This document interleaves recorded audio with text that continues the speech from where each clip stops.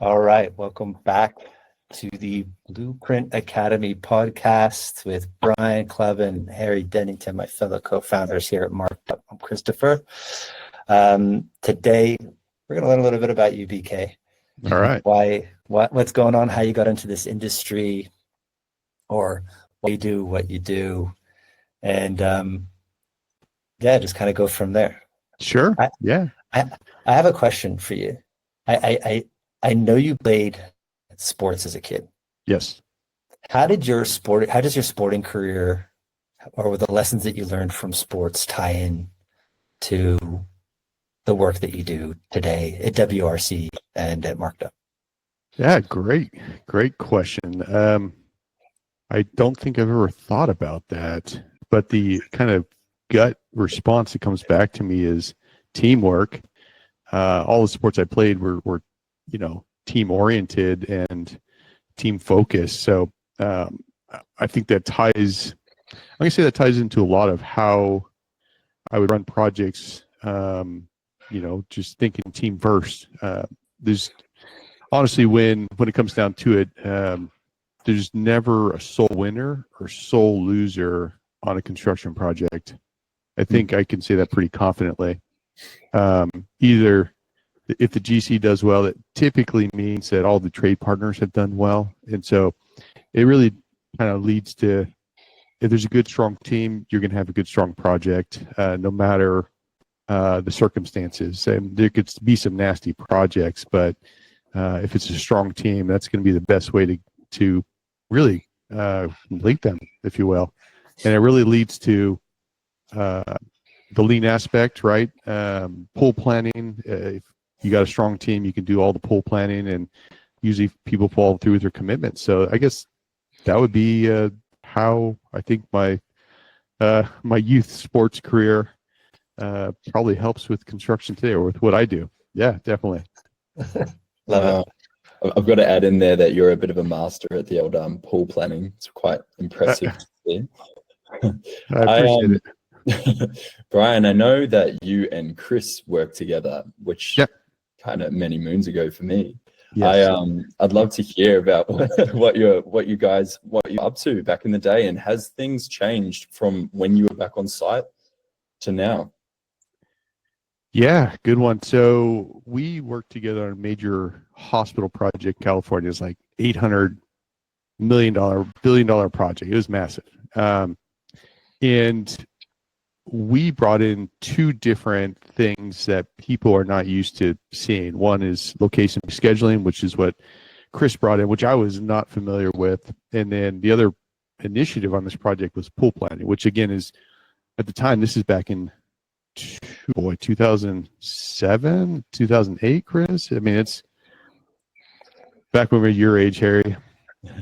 And pool planning was still relatively new for most companies.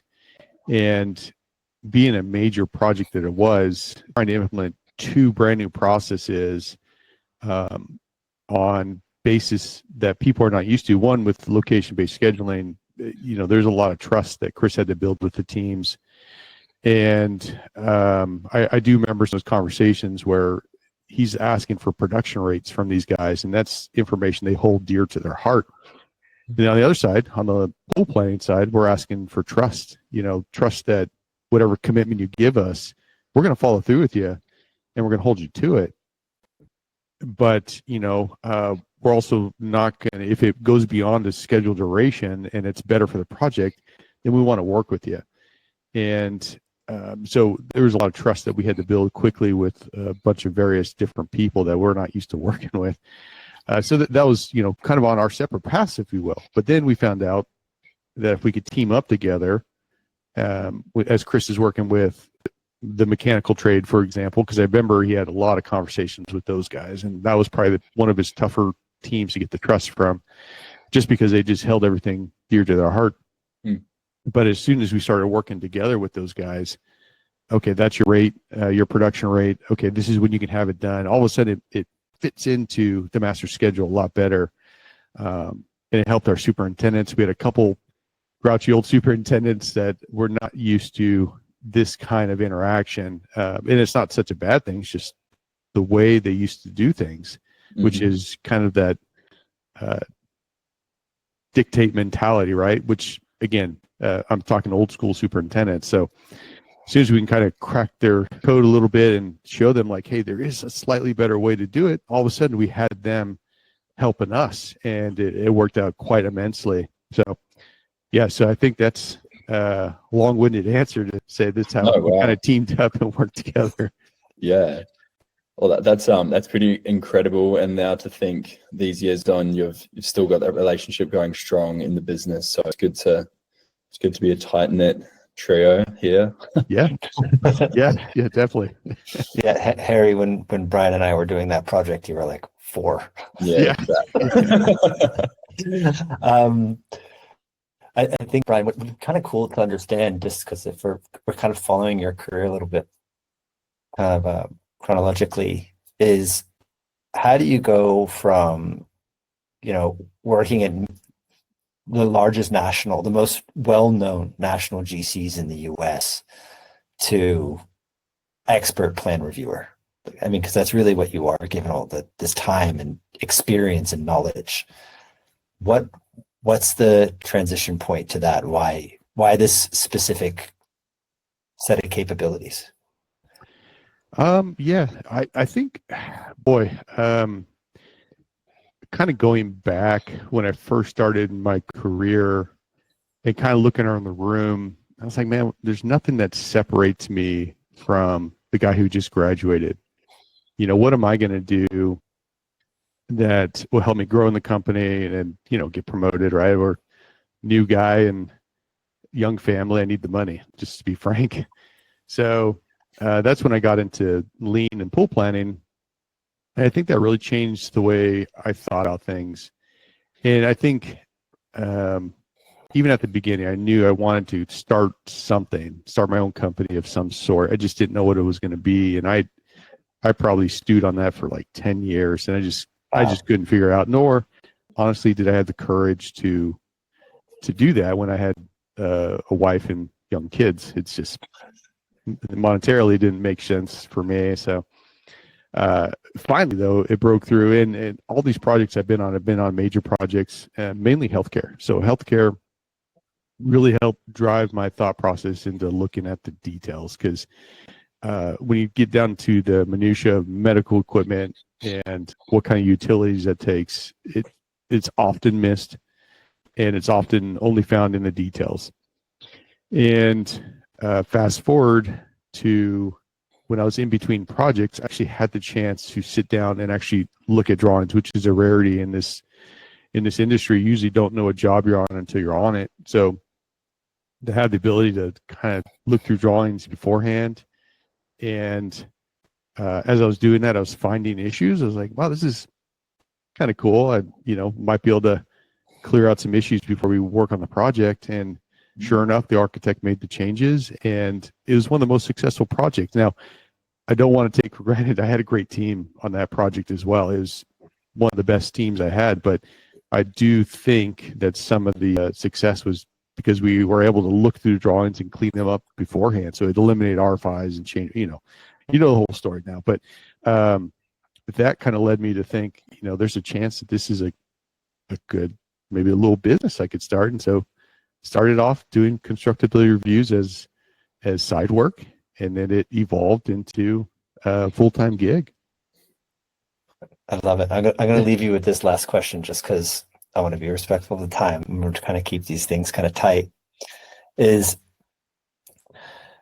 kind of what's this new world of technologies? Is this a force multiplier for you, or in others within construction, within design review, or is this impending Terminator coming to take all of us away? It's probably loaded, because I think I know what you're going to say. Yeah, it's a good one. I don't know, is kind of first answer. And I think it's that way because most designs are unique, and not one architect draws the same. So trying to implement some kind of a technology there is very difficult. So it's got to be super robust. It's got to be able to see different way things are drawn and different way things are designed. However, I do see that turning a little bit where all design is done fully automated with a little human assistance, right? And if that's the case, then yeah, here comes the Terminator. But I think for the time being, because jobs are so unique, and so I think there's still going to be humongous human element, but there's going to be an advantage for certain aspects of implementing technology throughout. So kind of a mixed answer there. I'll take it. Yeah. Any parting words or thoughts? Nah, other than the capabilities and the possibilities of what we're doing with Marked Up and Blueprint Academy. We're obviously babies at this right now, but the opportunities are incredible. So I look forward to making this available to everybody at such a incredibly economic price that it's going to be a no-brainer. Right? It's going to be one of those no-brainer deals that will help out people save time and ultimately save money on projects. But I think honestly, what people really want to do in construction is build. It's so cool to see something go up or see progress. And Yeah, for sure. if we can help people just focus on what the client really wants, which is a building or whatever it is, then we've done our part. We've helped out immensely. So there we go. Love it. All right, guys. Thank you so much. This wraps Thanks, Brian. another episode of Blueprint Academy. Thanks, man. Thanks, Thank gents. Appreciate it. See you on the next one. Yeah. All right.